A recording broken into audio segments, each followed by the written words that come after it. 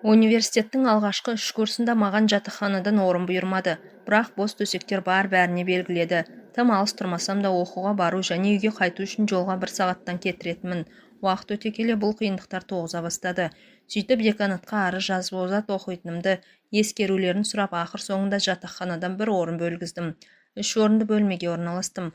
Менімен бірге өзімнен кішірек 2 студент тұратын, екеуі де көңілді жігіттер. Жатақхананың бір блогінде 4 бөлме, 1 әжетхана, 2 раковинасы бар, 1 қол жуғыш және айна.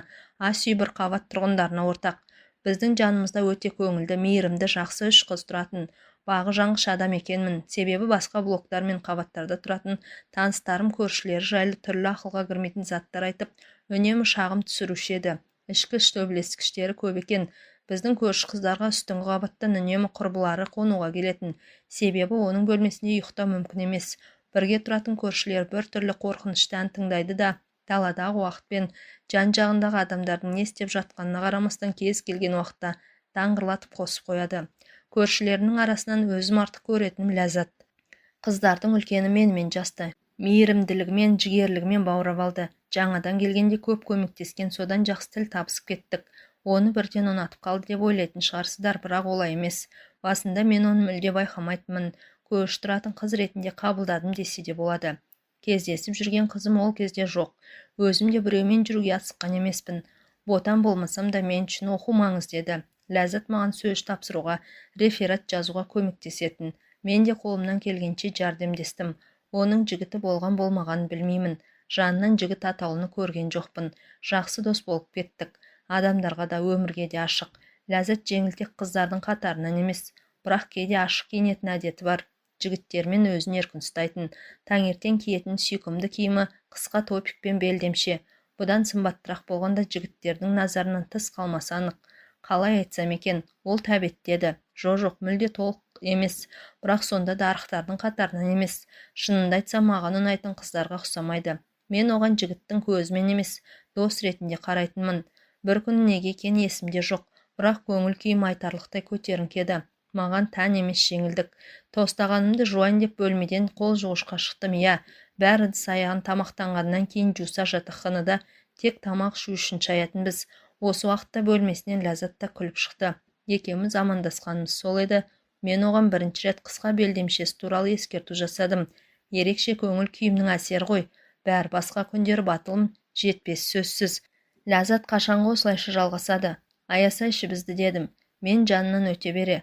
Өзім үшін күтпеген жерден бөксесінен ойнақ қағып жібердім. Ей деп күле шыңғырып жіберді де, маған жылдам жақындап қарымта шапалақпен салып жіберді. Күн керемет өтті. Ал кешке аяқ астынан топ ете Ляска туралы ойлай бастадым.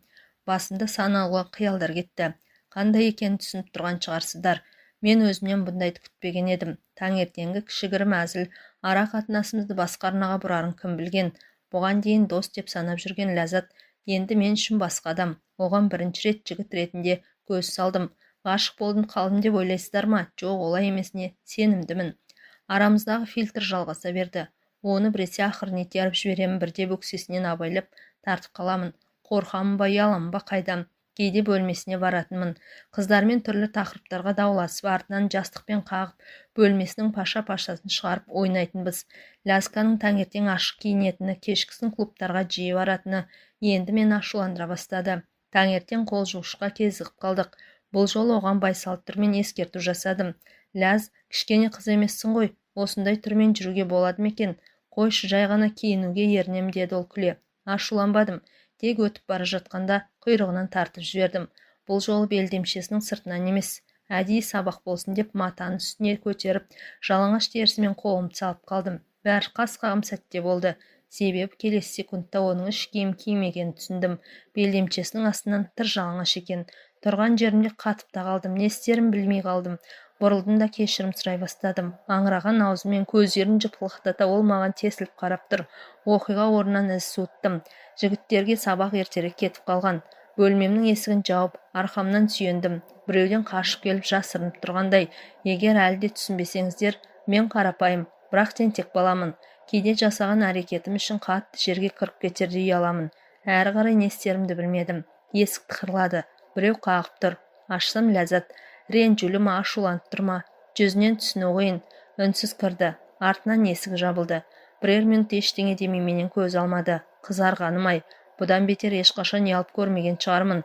Сірә, ол назарын менен өзгеге бұрар емес. Жанына тақалып тағы да кешірім жаудыра бастадым. Ішімнен енді өзің ғой, әрі-бері ашық-шашық жүрген деп айтқым келсе де, қазір олай деуге қолайсыз сәт екенін түсініп тұрмын. Лязга қалт еткен жоқ, белінен құшақтап аузына келген беталды заттарды айта бастадым. Не дегені нақты есімде жоқ, сондағысы мәнсіз заттар шығар. Ол көзін түсіріп, белінде тұрған менің қолыма қарады. Содан кейін жақындады да біз жақындаса бастадық. Дәл осы кезде өлердей қорықтым. Себебі оның ойында не барын білген жоқпын. Мүмкін тілімді тістеп алғысы келген шығар. Басымдағы ойлар сан-саққа жүгірді. Абайлап құшақтасып жаттық. Бұрын соңды болмаған эмоциялар, ләззат керемет сүйіседі екен. Менің қозғаным сонша жай ғана құшақтағаным шегіме жете жаздадым. Қолымды оның шашына жіберіп, есімді білмей, басын шашын сипалап жатырмын. Ол болса менің оянған серігімді сипалай бастады. Спорттық шалбардың сыртынан оның жыл алақанын сезіп тұрмын. Сөзбен жеткізу қиын бұл әсерді. Бағанағы ұятымды ұмытып, енді еш қымсынбай белдемшесін көтеріп, қолымды қойдым. Санына саусақтарын жүгіртіп, тартымды аяқтарының арасына жоғалдым. Бір сәтке де еріндерімді оның еріндерінен ажыратқан емеспін. Ойлау қабілетімді жоғалтқалы қашан. Оны бар күшімен аймалағым келді. Сонда соңғы жігерімді жинап, өзімді қолда ұстауға тырыстым, үркітіп алмас үшін. Бірақ қыздың өзі жақындап құшырлана жатқан кезде бұны жасау өте қиын, достар.